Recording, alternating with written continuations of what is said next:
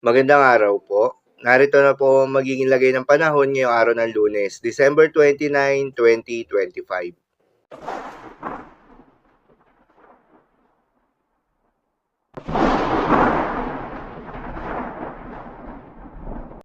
Sa kasalukuyan na tayo sa pag-asa, patuloy na umiiral itong northeast monsoon o hanging amihan at nakakaapekto sa may northern at central Luzon. Habang shearline naman o yung banggaan ng malamig na hangin at mainit na hangin na nakakaapekto sa may eastern section ng southern Luzon at Visayas. At sa nalalabing bahagi pa ng ating bansa, ay asahan naman yung epekto ng easterlies o yung mainit na hangin na nanggagaling sa may silangan.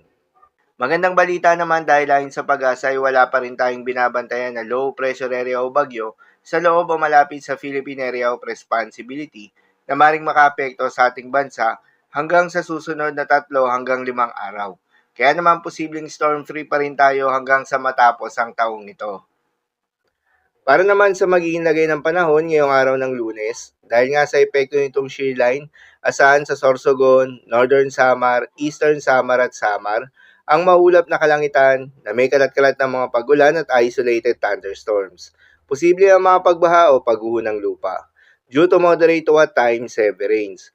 Habang sa may karagat na lalabing bahagi ng Eastern Visayas ay asahan naman yung maulap na kalangitan na may kalat-kalat na mga pagulan at thunderstorms na dulot ng easterlies. Posible rin ang mga pagbaha o pagguho ng lupa, due to moderate to at times heavy rains. Habang sa Metro Manila at nalalabing bahagi pa ng Luzon, ay saan naman yung bahagya maulap hanggang sa maulap na kalangitan na may kalat-kalat na mga mahihinang pagulan na dulot ng northeast monsoon. At sa nalalabing bahagi pa ng ating bansa, ay asahan naman yung bahagya maulap hanggang sa maulap na kalangitan na may kalat-kalat na mga pagulan o thunderstorms na dulot ng easterlies. Posible rin ang mga pagbaha o pagguho ng lupa during severe thunderstorms.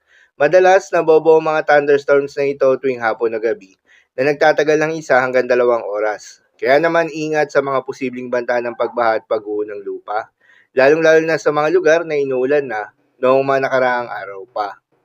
Para naman sa magiging lagay ng mga dagat baybayin, ayon sa pag-asa ay wala pa rin tayong nakataas na gale warning sa anumang seaboards ng ating bansa.